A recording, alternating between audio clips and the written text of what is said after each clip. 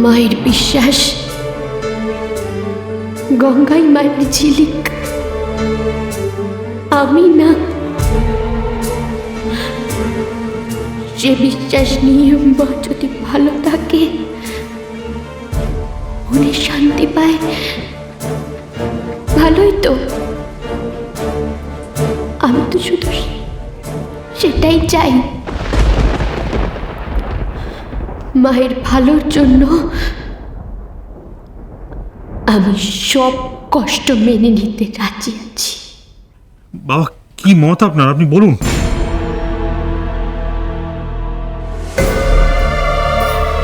মা চুপ করে থেকো না, কথা বলো।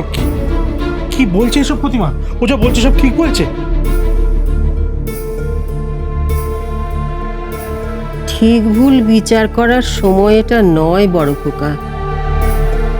কেন এত উতলা হচ্ছিস? উতলা হব না।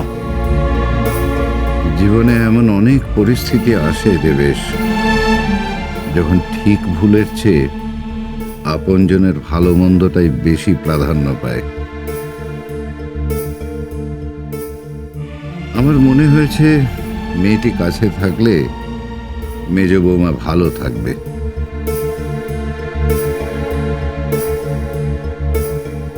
গঙ্গা অনাথ, তাই ওকে সাথে করে নিয়ে আসা হয়েছে।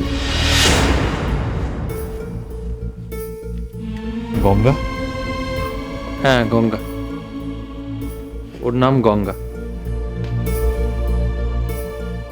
ওর সঙ্গে আমাদের ঝিলিকের ছোটবেলার চেহারার খুব মিল আছে, তাই প্রতিমার ধারণা যে ওই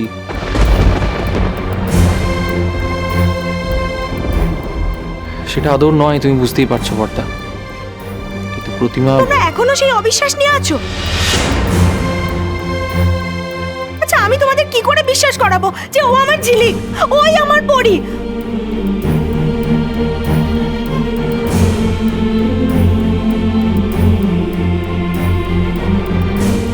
তুমি ঘরে যাও প্রতিমা। বিল্টু, যাও মাকে ঘরে দাও।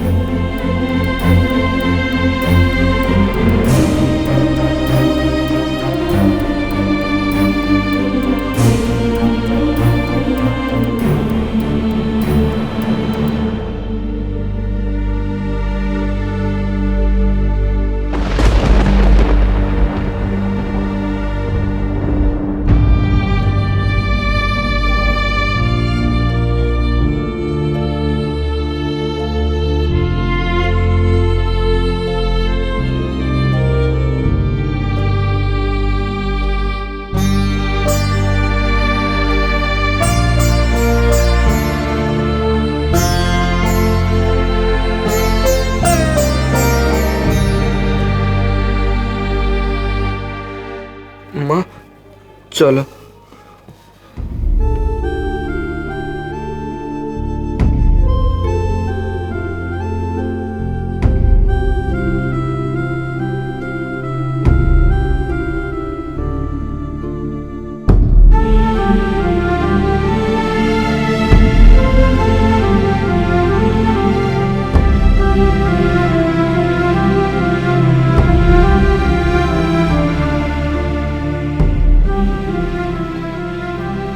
বুঝতে পারছো বর্দা?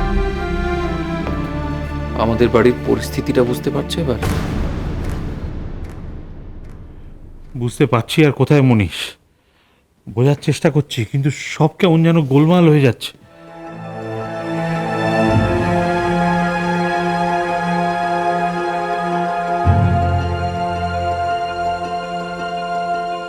সত্যি ঝিলিক, তোর লড়াই যে কবে শেষ হবে তা আমি বুঝতেও পারছি না।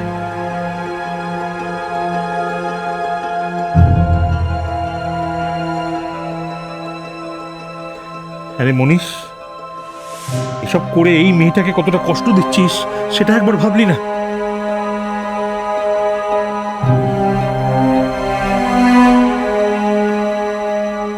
ভেবেছি তো, কিন্তু কি করব? গঙ্গাকে নিয়ে আসার জন্য প্রতিমা এমন জেদ করলো যে আনতে বাধ্য হলাম। থাক এখন এখানে, তারপর অবস্থা বুঝে ব্যবস্থা নেওয়া যাবে। ও ও তো প্রথমে আসতে চাইছিল না। আমি আর দীপু কাকা ওকে অনেক বোঝানোর পর মাকে ভালো করার জন্য ও এখানে আসতে চেয়েছে, রাজি হয়েছে ও।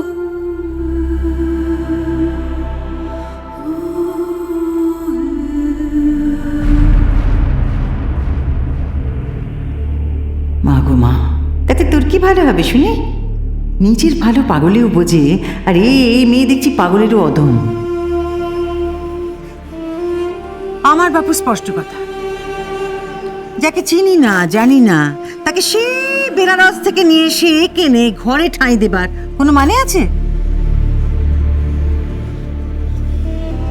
কত কি বিপদ আপদ হতে পারে কেউ বলতে পারে?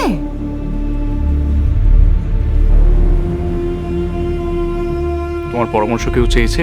এই, তোকে কি কথা বলতে বলেছে বড়দের মধ্যে শুনি?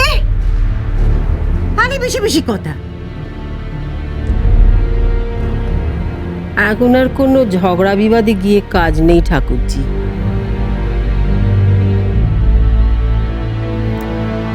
এই এতটা পথ পেরিয়ে এসে সবাই এখন ক্লান্ত।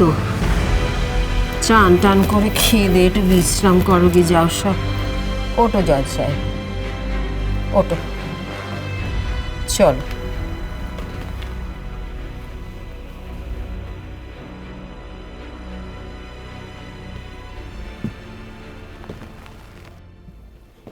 হ্যাঁ রে ঝিলিক, তোরও তো ধকল বড় কম গেল না। হ্যাঁ রে, ওই অতটা উঁচু পাহাড় উঠে পুজো দিয়ে কি পেলি?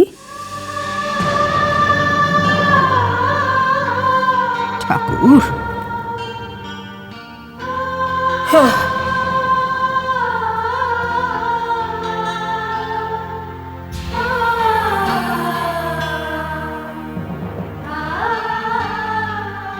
এই মেয়ে, একটা কথা বলে দিলুম, হ্যাঁ, তোর ভাগ্যের গুণে এই বাড়িতে ঠাঁই পেয়েছিস কটা দিন, কিন্তু একদম ওই টেন্ডাই মেন্ডাই করবি না। এই শহরের কিচ্ছু চিনিস না তুই, একদম এদিক ওদিক যাবি না। বাড়াবাড়ি দেখলে না খুব খারাপ হবে, আমি বলে দিলুম।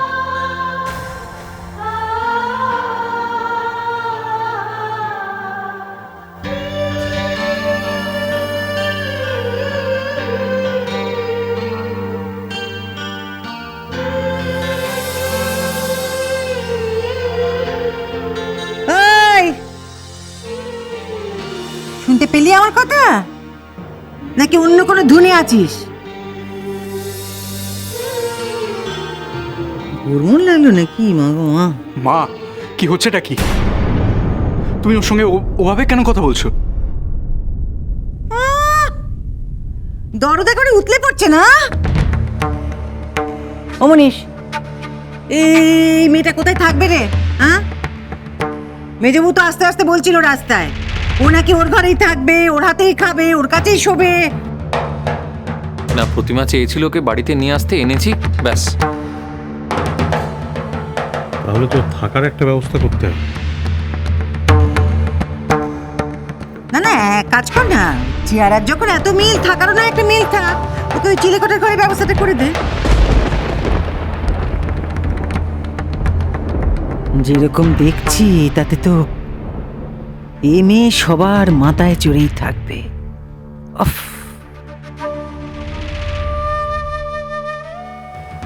দীপু, হ্যাঁ বলো। তুই ওই ওপরে ঘরটা একটু পরিষ্কার করে দে, সেখানে। হ্যাঁ আমি দেখছি।